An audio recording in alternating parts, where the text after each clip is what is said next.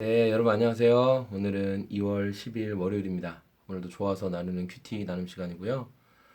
오늘 말씀은 창세기 26장 34절에서 27장 14절까지의 말씀입니다.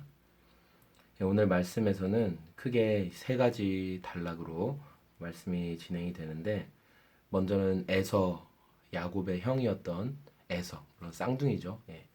쌍둥이형 에서가 결혼을 했고 그에게 두 명의 아내가 있었다라는 것. 그래서 에서가 40세 해족속 부에리의 딸 유딧과 또 같은 해족속 엘론의 딸 바스맛을 아내로 맞이하였더라라는 해족속의 히타이트의 여인을 둘이나 아내로 맞이하였고, 이 일이 아버지 이삭과 어머니 리브가에게는 근심이 되는 일. 그러니까 어쨌든 이방 여인과 이렇게 결혼을 하게 된 내용이 나오고, 그러면서 이제 아버지 이삭이 에서를 향해서 이제 내가 죽을 때가 다 다가왔으니까 첫째로 태어난 에서 내가 이 복을 받아야 된다. 장자의 복을 받아야 한다.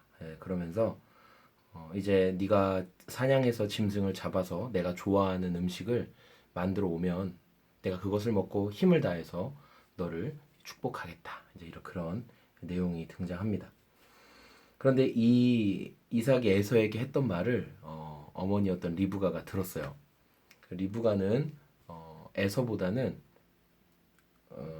야곱을 더 좋아했어요.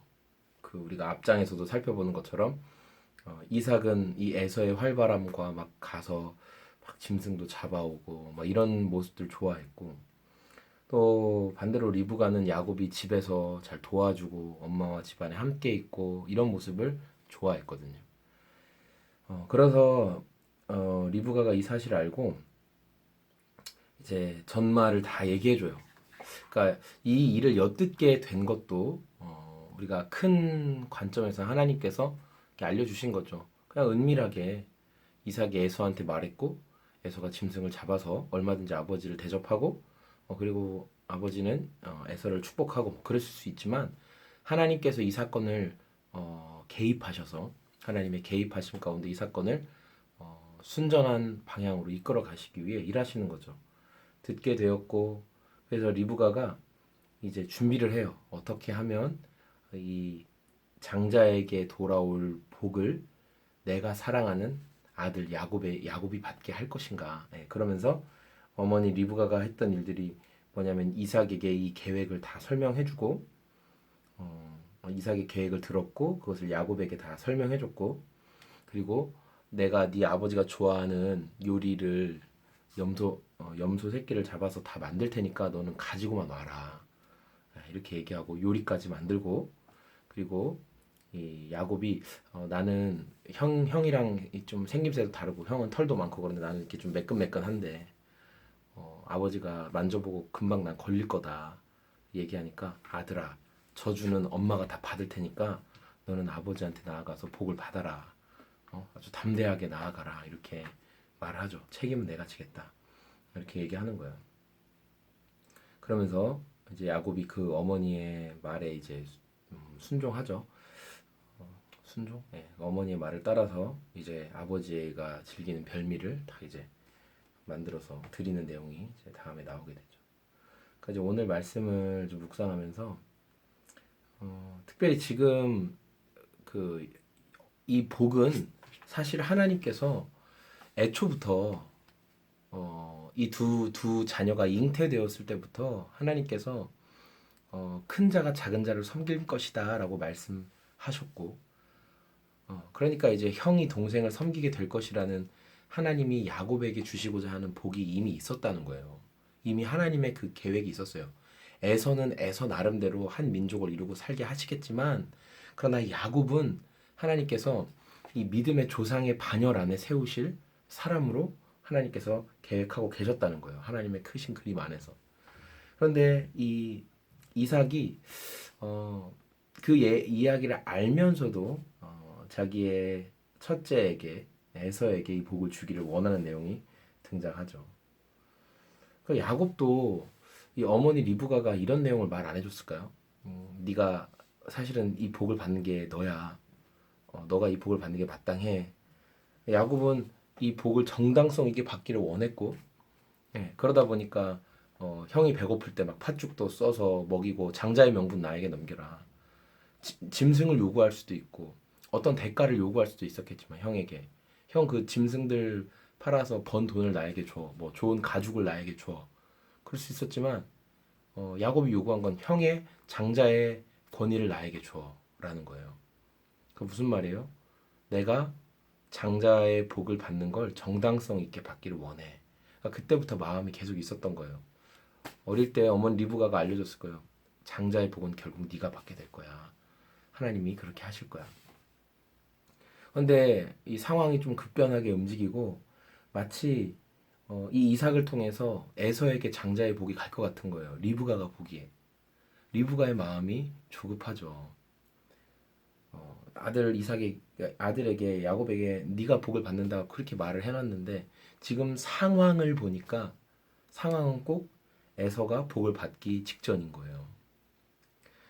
우리가 하나님의 약속을 믿고 살아가죠. 하나님의 일하심을 믿고 살아가는데 이렇게 상황을 보아하니까 이거는 하나님이 내가 아니라 다른 이에게 뭔가 하시려나 보다. 이거는 내 생각과 다르게 지금 하나님이 움직이시는 것 같다. 그런 마음이 우리 가운데 들 때가 있죠. 그럼 우리는 어떻게 반응하죠? 묵묵히 그 자리에서 탁 그래도 견뎌서서 하나님 그것도 하나님의 뜻이 오니 그것도 하나님의 일하심이 오니 제가 저의 최선을 다했지만 하나님께서 이 이의 손을 들어주신 것은 그 뜻이 있을 거라고 제가 믿습니다. 이렇게 생각할까요? 아니면 아니야 아직 기회가 있어. 아직 내가 뭔가 바꿀 수 있는 찬스가 있어. 하나님이 그렇게 일하시면 안 되지. 그러면서 얼른 염소 새끼 2마리를 가져와서 네 아버지가 좋아하는 음식을 내가 만들 테니 네가 가서 복을 받아라.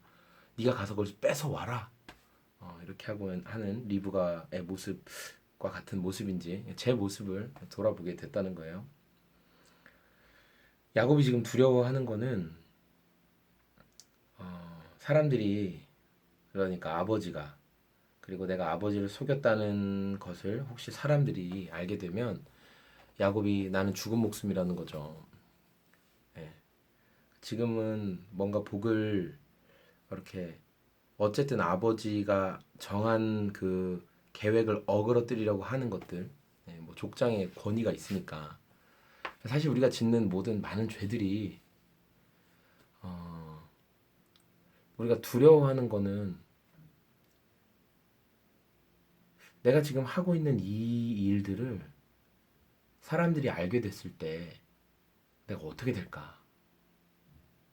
그러니까 우리가 이 사실이 두려워서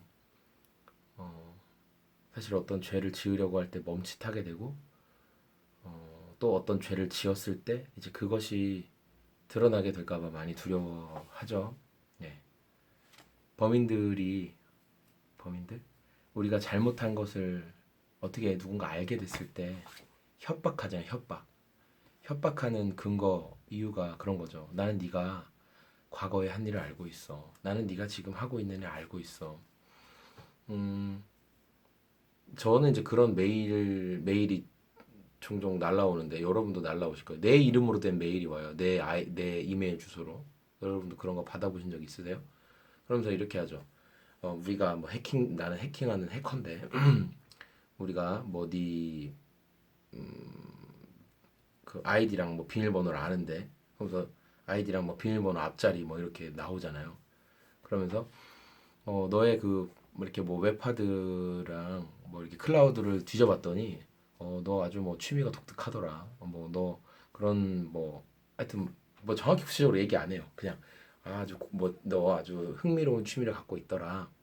그러면서 이걸 네가 너의 이메일에 저장된 모든 주소에 뿌리기 전에 빨리 어떤 비트코인 뭐 얼마를 보내면 지워주겠지만 그렇지 않으면 너의 모든 이 정보들을 너의 은밀한 사생활을 다 이 비트코인 받지 않으면 다 뿌려버리겠다. 뭐 그런 메일들 막 당황스럽죠. 그러니까 생각하죠. 내가 뭐지? 막 이런 거. 아마 여러분 없으시겠죠. 예. 그래요. 여러분 다 주님 앞에 온전히 서 있으니까. 근데 그런 거에 많은 사람들이 에이 뭐야 이렇게 하고 넘기는 사람도 있겠지만 실제로 돈을 보내기도 하는 사람도 있다는 거예요. 근데 중요한 거는 사람들이 이렇게 알게 되면 어떻게 될까를 두려워하면 안 되고 그건 부차적인 거겠죠. 더 큰 거는 하나님 앞에 지금 하고 있다라는 사실이 우리 안에 더 중요한 거죠. 이건 하나님 앞에서 내가 이렇게 하고 있는 데가 우리가 더 철저하게 돌이켜야 할 내용이고 더 마음 아파해야 될 부분임에도 불구하고 사람이 어떻게 알게 될까를 더 두려워하는 모습. 사람이 어떻게 알게 될까. 그런 모습이 참 우리의 연약함인 것 같아요. 오늘 이 리브가의 모습 속에서도 저 계획이 왜 저렇게 어그러지려고 하지? 그러다 보니까 이제 내 생각이 들어가는 거죠. 그래서 리브가 자신이 움직이는 거예요. 하나님이 안 움직이시는구나. 오케이. 그럼 내가 뒤집어 버리겠어.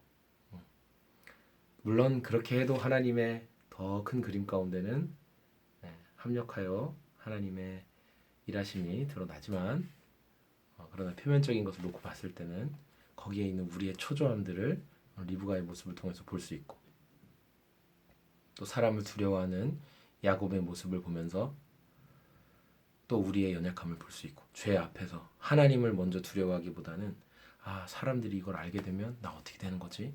라는 그런 마음들을 저는 오늘 말씀 가운데 보게 되었어요. 여러분 우리가 다 연약한 자죠. 연약하고 우리가 과거의 죄의 습관들 예수 그리스도로 거룩한 옷을 입었고 의의 옷을 입었고 하나님과 사람 사이의 유일한 중보자가 되시는 다른 것 없습니다. 유일한 중보자가 되시는 예수님의 그 권세로 그 이름으로 우리가 하나님의 보좌 앞으로 담대히 나아갈 수 있는 그의 자녀가 되었지만 그러나 우리 안에 여전히 이전에 즐기던 세상 낙들이 잘 끊어지지 않고 곁에서 우리에게 다시 돌아오라 손짓할 때가 많이 있음을 저는 그렇게 생각합니다. 그럴 때 여러분 우리가 더 자유하기 위해서는 그런 우리를 붙잡는 것들로부터 우리가 빨리 털고 나아가야 하지 않을까. 물론 모르는 분은 없죠. 당연히 다 털고 나가고 싶죠. 그래서 그 방법이 뭐냐? 어떻게 털고 나가냐? 예수님께 가져가야죠. 예수님께. 그럼에도 불구하고 또 가져가는 거예요. 예수님, 저의 이런 것들 아시죠? 사람 앞에 보이기보다 예수님께 먼저 보여드리고 싶습니다. 예수님, 도와주세요. 예수님 도와주세요. 오늘도 그 예수님의 도우심을 구하는 저와 우리 큐티 나눔을 하시는 모든 분들의 삶이 되기를 소망하고 기대합니다. 감사합니다. 안녕히 계세요.